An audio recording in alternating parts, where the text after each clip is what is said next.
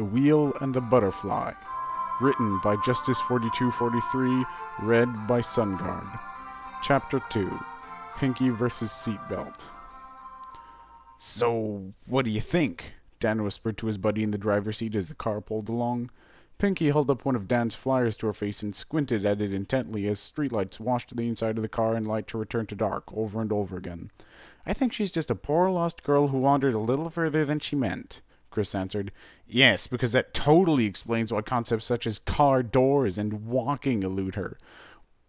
"Well, where do you think she came from?" "I already told you, she's obviously a spy of some sort sent to kill me."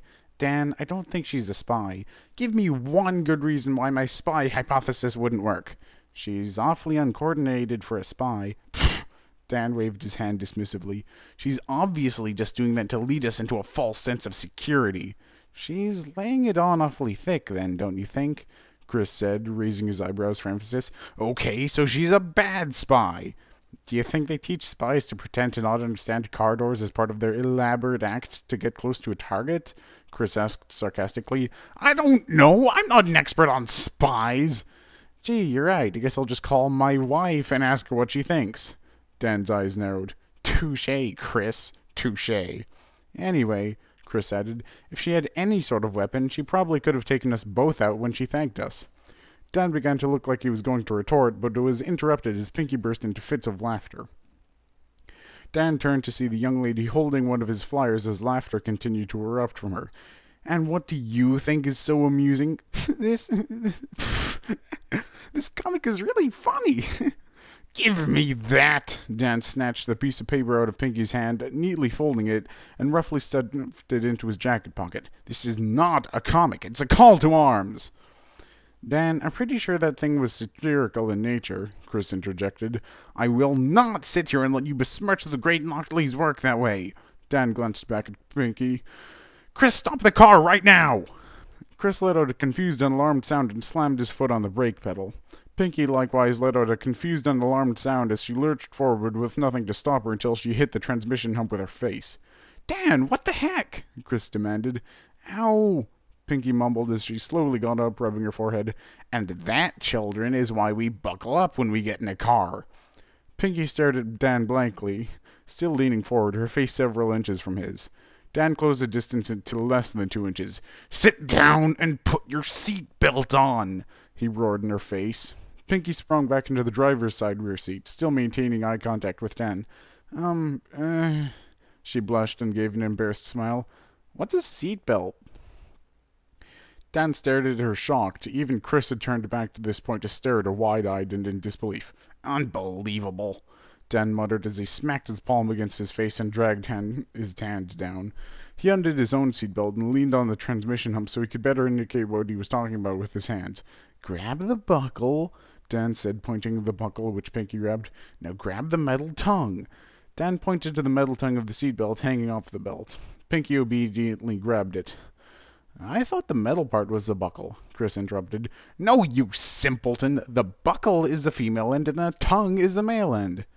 "Are they married?" Pinky asked. "Shut up! Now put the tongue into the hole on the buckle," Dan commanded. Pinky did as commanded and heard a satisfying click sound, then let go, quite pleased with herself. "There, was that so hard?" Dan asked condescendingly.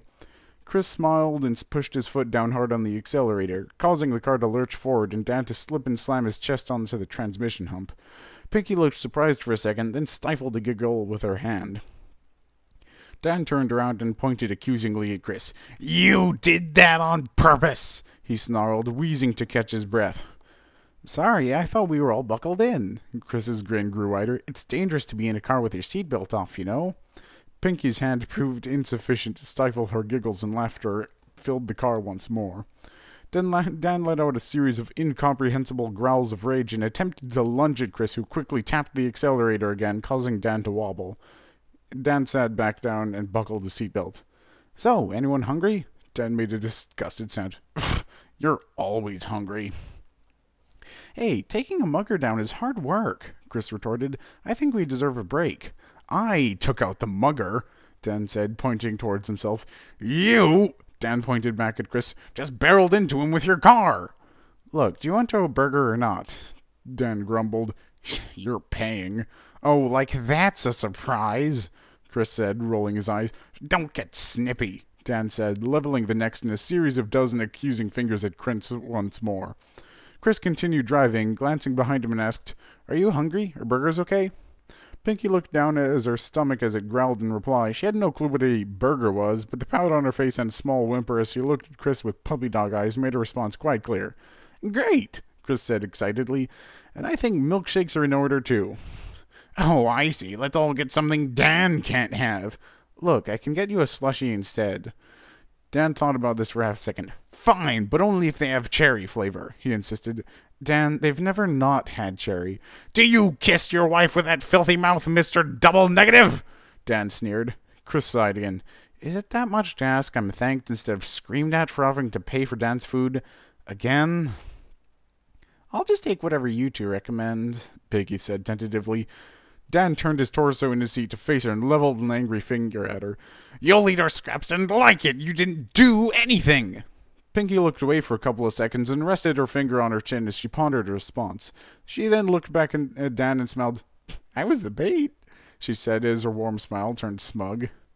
Dan's face contorted into an angry scream, but no sound came out. He quickly turned around to face forward, crossed his arms, and put a sullen look on his face. Then it's settled. Burgers for everyone. Hooray! Chris said excitedly. Can you order for me, please, Mr. Chris? Pinky asked. It's just Chris, Chris responded. Dan rolled his eyes. Hey, let's go inside. I'm soaked. He turned to glare at Pinky once more. Some pony, he said, sneering at the word pony, had us out in the pouring rain to save her sorry butt. Pinky's smile quickly turned back to a pout as she let out a small whimper. It's gonna be a long night.